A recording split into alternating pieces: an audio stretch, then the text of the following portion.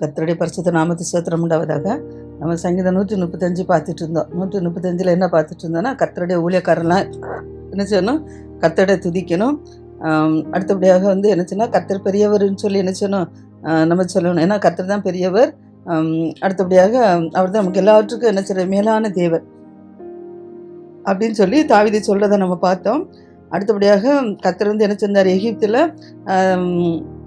இஸ்ரவேல் ஜனங்களுக்கு அவங்க அடைக்கல, அவங்களுக்கு போராட்டங்களை உருவாக்குனதுனால என்ன போராட்டம்னு ஆராதிக்க கர்த்தருக்கு விடலை, கர்த்தர் இஸ்ரவேல் ஜனங்களை ஆராதிக்க விடலை அப்படிங்கிறதுனால அவங்க அடிமை வேலை வாங்கினதுனால கர்த்தர் என்ன செஞ்சார், அவங்கள தலைப்பிள்ளைகள் எல்லாத்தையும் சங்கரித்ததை நம்ம பார்த்தோம். அப்படி சங்கரித்து அவங்கள என்ன செய்றாரு, அங்கேருந்து அவங்கள கடத்தி கொண்டுட்டு கானானுக்கு கொண்டுட்டு வர்றாரு. ஆனால் கானானில் வரும்போது என்ன செஞ்சார்னா, அங்கே எமோரின் ராஜா சீகோன், பாசானின் ராஜாவாக ஓக், இவங்கெல்லாம் என்ன செஞ்சாங்க அப்படின்னா, இஸ்ரேல் ஜனங்களுக்கு எகிப்துலேருந்து கானானுக்கு பாலும் தேனும் ஓடுற தேசத்துக்கு கர்த்தர் கொண்டு வருவேன்னு சொல்லி கொண்டு வராரு. அங்கே கொண்டு வரும்போது இவங்க என்ன செய்றாங்க, வழி விட மாட்டேன்ட்டாங்க. வழி விடாததுனால கர்த்தர் என்ன செஞ்சுறாரு, அங்கே யுத்தங்களை பண்ண வச்சு அவங்கள அழித்து அவங்களுடைய பட்டணங்கள் எல்லாம் யாருக்கு, இஸ்ரேல் ஜனங்களுக்கு குடியிருக்கிறதுக்கு கர்த்தர் கொடுத்தாருன்னு சொல்லி நம்ம பார்த்தோம். அடுத்தபடியாக அவர் என்ன சொல்றாருன்னா, கர்த்தர் தம்முடைய ஜனங்களுக்கு என்மேல் என்ன செய்றாரு, பரிதாபப்படுறாரு. நம்முடைய ஊழியக்காரர்கள் மேலும் பரிதாபப்பட்டு அவங்களை நினைச்சிட ஆசிரியர். அப்போ நம்ம அதுக்காக நம்ம என்ன செய்யணும் அப்படின்னா, கர்த்தரை நம்ம என்ன செய்யணும், உறுதியாக பற்றி பிடிச்சிக்கிடணும். அவர் நம்ம மேலே பரிதாபப்படுறாரு, நம்மளை போசிக்கிறாரு, பாதுகாக்கிறாரு. அப்போ நம்ம என்ன செய்யணும், கர்த்தருக்கு பயந்து நம்ம என்ன செய்யணும், வாழணும். அதே சமயத்தில் அஞ்சாணிகள் என்ன செய்கிறாங்க அப்படின்னா, அவங்க விக்கிரங்களை தான் என்ன செய்கிறாங்க, வழிபடுறாங்க. ஆனால் கர்த்தருடைய பிள்ளைகள் கர்த்தர் ஒருவரே மெய்யான தேவன் என்று சொல்லி கர்த்தர் கண்டு கொண்டவங்க கர்த்தருக்குள்ள உறுதியாக நிலைத்திருக்கிறாங்க. அஞ்சாணிகள் என்ன செய்கிறாங்க, விக்கிரங்களை வழிபடுறாங்க. அந்த விக்கிரங்கள் எதால் செய்யப்பட்ட, இப்போ நம்முடைய தேவன் ஒரே தேவன், அவர் மெய்யான தேவன். அவர் மாம்சத்தில் நமக்காக வெளிப்பட்டு வந்தார்.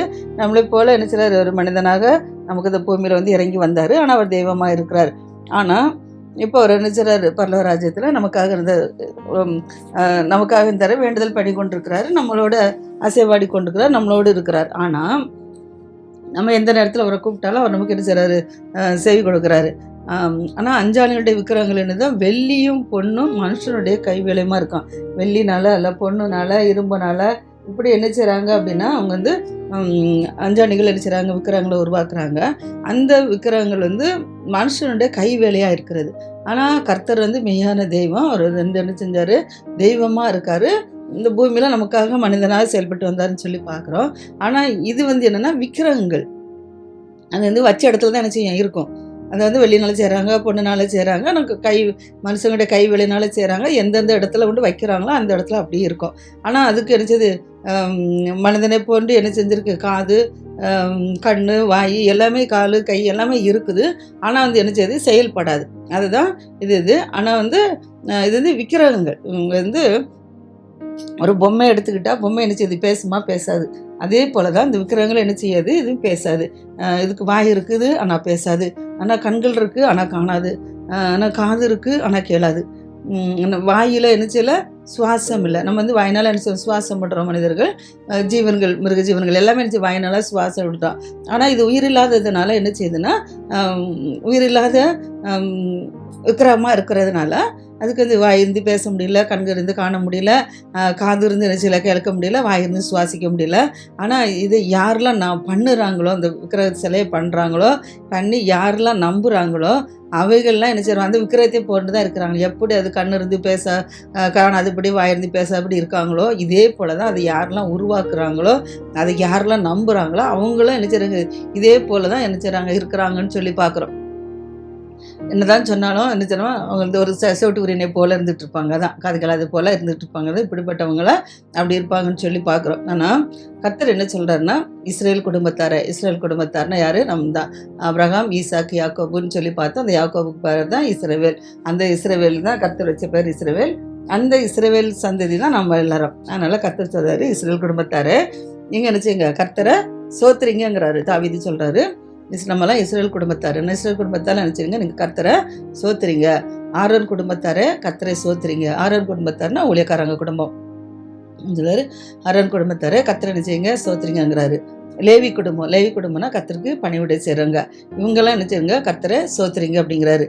அடுத்தபடியாக கர்த்தருக்கு பயந்தவர்கள், மனிதர்கள் யாரெல்லாம் கர்த்தருக்கு பயப்படுறாங்களோ அவங்கெல்லாம் என்ன செய்யுங்க, கர்த்தரை சோத்துறீங்கிறாரு. இவ்விதமாக இஸ்ரேல் குடும்பத்தான எல்லா ஜனங்களையும் குறிக்குது. அடுத்தால ஊழியக்காரங்களை குறிக்குது. அடுத்தால பணிவிட செய்கிறவங்க, அப்புறம் கர்த்தருக்கு பயப்படுறவங்க எல்லாருமே என்ன செய்யணுமா, கர்த்தரை சோத்துறீங்கன்னு சொல்லி தாவீது சொல்கிறாரு. ஆனால் நம்ம கர்த்தரே தேவன், விக்கிரகங்களை நம்ம வழிபடக்கூடாது, விக்கிரகங்களுக்கு ஒன்றுமே இல்லைன்னு சொல்லி பார்த்துட்டோம். ஆனால் இது மெய்யான தெய்வமாக இயேசு கிறிஸ்து நம்ம என்ன செய்யணும், ஆராதிக்கும் துதிக்கும் போது சோத்திரிக்கும் போது அவர் நமக்கு என்ன செய்வார், நமக்கு தென்படுவார், நமக்கு வேண்டுதல்லாம் கேட்பார். அதான் சொன்னார், எருசலேமில் வாசம் பண்ணுற கர்த்தருக்கு சீயோனிலிருந்து சோத்திரம் உண்டாதாக. எருசலேமில் ஆலயத்தில் என்ன செய்கிற வாசம் பண்ணுற கர்த்தருங்கிறாரு. சீயோனிலிருந்து அவருக்கு என்ன அவருக்கு சோத்திரம் உண்டாவதாகன்னு சொல்லி அல்லேலூயா அப்படின்னு சொல்லி தாவீது சொல்கிறத நம்ம பார்க்குறோம். அடுத்தபடியாக சொல்கிறாரு, கர்த்தரை என்ன செய்யணும், நம்ம துதிக்கணும். ஒரு ஜீவனுள்ள தேவன், என்ன தேவனாக இருக்கிறனால கர்த்தரை என்ன செய்யணும், துதிக்கணும். இப்போ உலகத்தில் எடுத்துக்கிட்டால் ஒரு மனிதனை எடுத்துக்கிட்டால் என்ன செய்வோன்னா, அந்த மனிதர்களை யாராவது புகழ்ந்து பேசிக்கிட்டே இருந்தாங்கன்னா என்ன செய்யும், அவங்களுக்கு என்ன செய்யும், அது ரொம்ப பிடிக்கும். ஆனால் அவங்கள குறை அடிச்சுட்டே இருந்தால் என்ன செய்யாது, பிடிக்காது. ஆனால் அவங்களுக்கு எப்படி குறை நல்லா என்ன செய்கிறாங்க, புகழன்னு சொல்லி நினைக்கிறாங்க. ஆனால் இது அது அழிஞ்சு போகும். கொஞ்சம் நேரம் புகழ்ற நல்லா இருப்பாங்க, மற்ற நேரம் என்ன செஞ்சுருவாங்க, கைவிட்டுருவாங்க. ஆனால் மெய்யான தேவன் கர்த்தர் இயேசு கிறிஸ்து அப்படி இல்லை. நம்ம அவர் என்ன செய்யணும், துதிக்க நமக்கு என்ன செய்யுது, ஒரு உற்சாகம் வரும், ஒரு ஆவியில் என்ன செய்யுது, ஒரு அனல் கிடைக்குது, ஒரு ஆண்டோட ஒரு மகிமை நமக்கு என்ன செய்யுது, இறங்குது, பிரகாசிக்க வச்சிருந்தாரு. நம்மளோட முகம் ஒரு பிரகாசமாக வந்துடுது, நம்முடைய இருதயத்தில் ஒரு உற்சாகம் வந்துடுது. அதனால தான் நம்ம என்ன சொன்னால், கர்த்தரை துதிக்கும். மனிதர்களை துதிக்கும் போது நமக்கு உற்சாகம் வராது. ஆனால் கர்த்தரை துதிக்கும் போது நமக்கு என்ன செய்யுது, ஒரு உற்சாகம் எல்லாம் கிடைக்குது. அதனால் நம்ம என்ன செய்யணும்னா, கர்த்தரை எப்பொழுதும் என்ன செய்யணும், துதிக்கும் போது எந்த சத்துருக்களும் கூட என்ன செய்யுது, நம்மகிட்ட நெருங்க முடியாது. அதனால தான் நம்ம கர்த்தரை என்ன செய்யணும், துதிக்கணும். அது எப்படி துதிக்கணும் அப்படின்னா, கர்த்தரை என்ன செய்யணும், துதிக்கிறது அவர் கிருபை, கர்த்தர் நல்லவர், அவர் கிருபை என்றும் உள்ளதுன்னு சொல்லணும். கர்த்தர் நல்லவராகவே இருக்கிறாரு. அடுத்த அவர் கிருபை என்னது, என்னால் நமக்கு செயல்படுத்தானால கர்த்தர் நல்லவர், அவர் கிருபை என்றும் உள்ளது அப்படின்னு சொல்லி என்ன செய்யணும், துதிக்கணும்.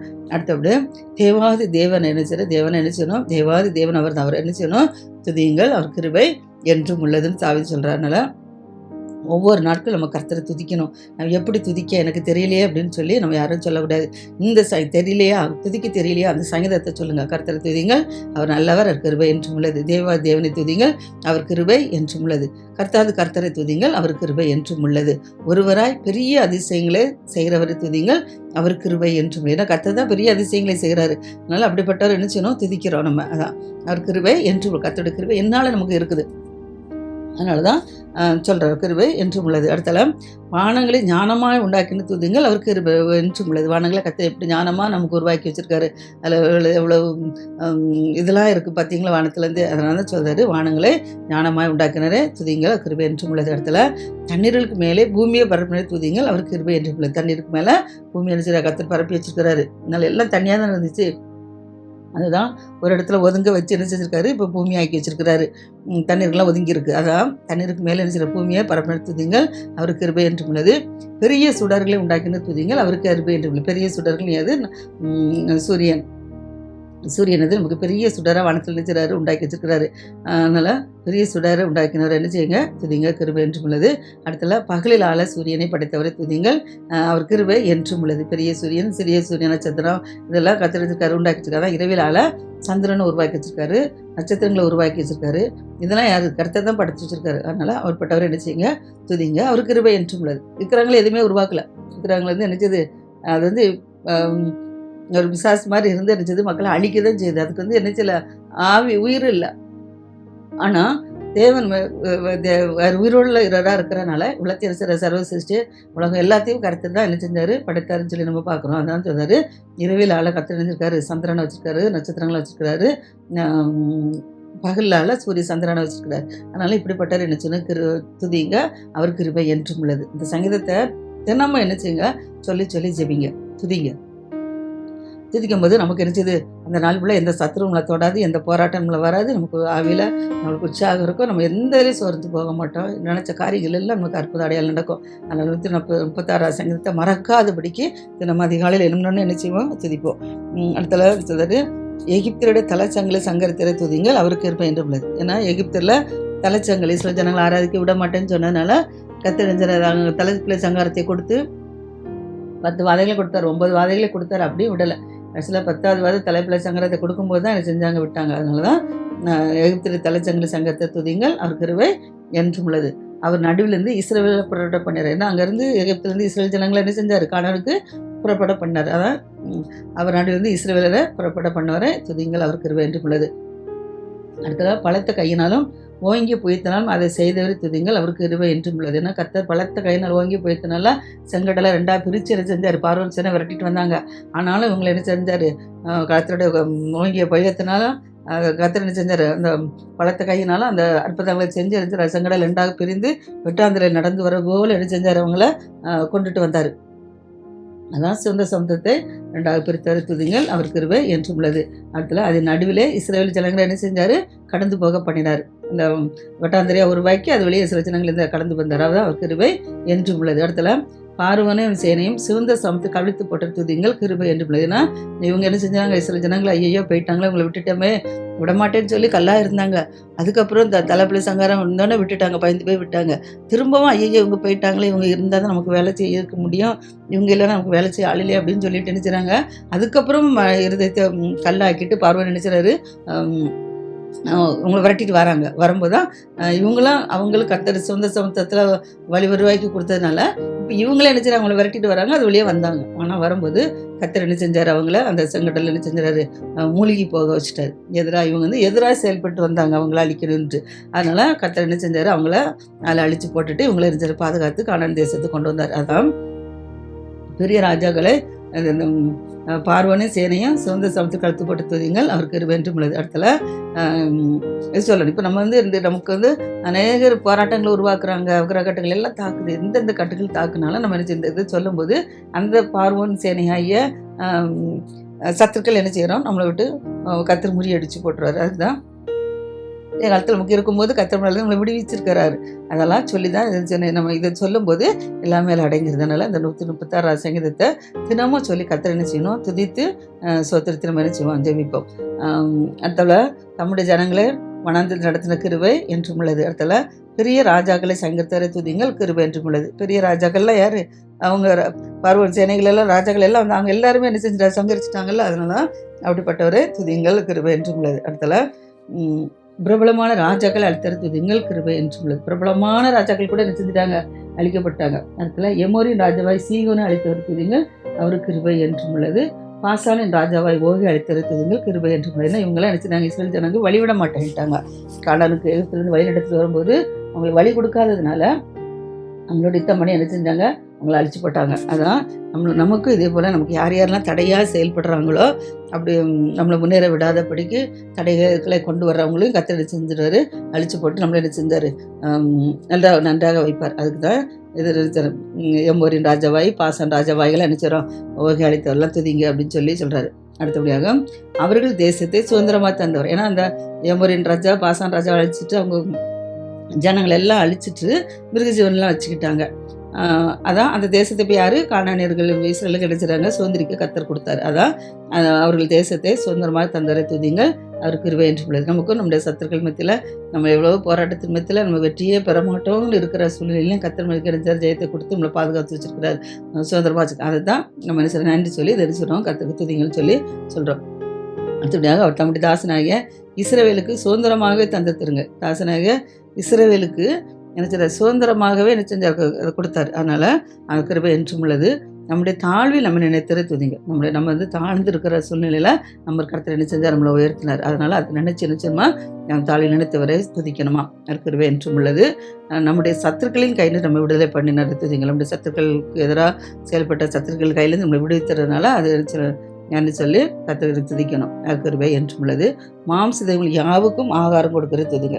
மாம்ச தேக நம்ம மனிதர்கள் முதல்ல ஆடு மாடு மிருகங்கள் அப்படி ஜீவனோடு இருக்கிற எல்லாத்துக்குமே என்ன செஞ்சிட, யாரில் மாம்சத்தில் செயல்படுறாங்க எல்லாரும் நினச்சிட்டு அவங்களுக்கு இந்த ஜீவனை கொடுக்குறாரு, ஆகாரம் கொடுக்குறாரு. அதனால் அவர் நினைச்சு துதிங்கள், கிருபை என்றும் உள்ளது. அடுத்தல பரலோகத்தின் தேவனை துதிங்கள், கிருபை. பரலோகத்தில் தேவன் வாசமாக இருக்கிறதால பரலோகத்தின் தேவனை துதிங்கள், அவர் கிருபை என்றும் உள்ளது அப்படின்னு சொல்லி தாவீது சொல்கிறாரு, துதிக்கிறத நம்ம பார்க்குறோம். அதே போல் நாம் என்ன செய்வோம், ஒவ்வொரு நாட்களும் சங்கீதத்தை சொல்லி துதிப்போம். அடுத்தல 137 சங்கீதம். 137 சங்கீதம் என்னென்னா, பாபிலோன் ஆறுகள் அருகே நாங்கள் உட்கார்ந்து அங்கே சீயோனை நினைத்து அழுதோங்கிற. பாபிலோன் ஆறுகள் பாபிலோனியர்கள் ஆறுகள் இருக்குல்ல, அங்கேருந்து இருந்துச்சுன்னா இந்த இஸ்ரேல் ஆலயத்துக்கு இருந்துச்சு உள்ள வர முடியல, கர்த்தரை துதிக்க வர முடியல, ஆராதிக்க வர முடியல. அதனால் நாங்கள் அங்கே உட்காந்து ஆறுகள் அருகே உட்காந்து நாங்கள் என்ன செஞ்சோம், சீயோனை நினைத்து நாங்கள் அழுதோம் அப்படின்னு சொல்லி சொல்கிறாங்க. அடுத்தால அது நடுவில் இருக்கும் அலறு செடிகளின் கீழ் எங்களுக்கு கிண்ணறங்கள் நாங்கள் என்ன செஞ்சோம், தூக்கி வைத்தோன்னா கர்த்தரை பாடல் பாடும்போது மியூசிக்கோடு என்ன செய்யணும், கிணறுங்களோடு என்ன செய்றாங்க, அவங்க துதிப்பா தாவிது துதிக்கிறத நம்ம பார்க்குறோம்.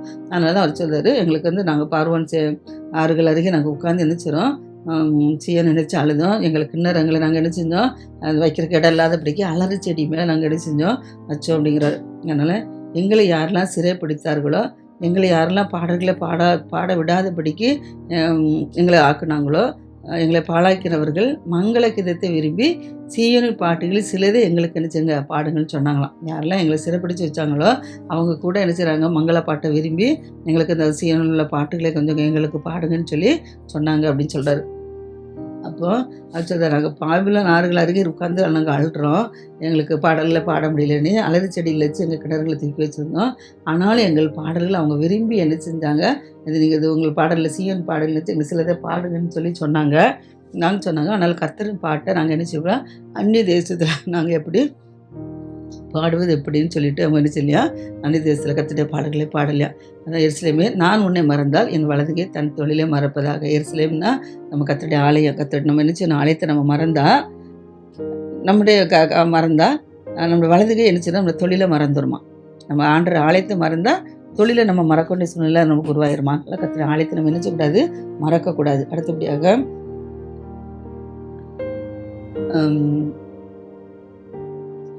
நான் உன்னை நினையாமலும் எருசலேம் முக்கியமான மகிழ்ச்சியும் அதிகமாக எண்ணாமலும் போல என் ஆவி என் மேல் வாயை ஒட்டிக்கணும். வந்து ஆலயத்துக்கு போகும்போது தான் நமக்கு மகிழ்ச்சி கிடைக்கும். அதை நம்ம மறந்துட்டோம் அப்படின்னா நம்முடைய நாவு மேல் வாயோடு என்ன செய்யுமா, ஒட்டிக்கொள்ளுமா. நல்லா எருசலேம் நாளில் ஏதோம் புத்திரர் நினைக்கணுமா.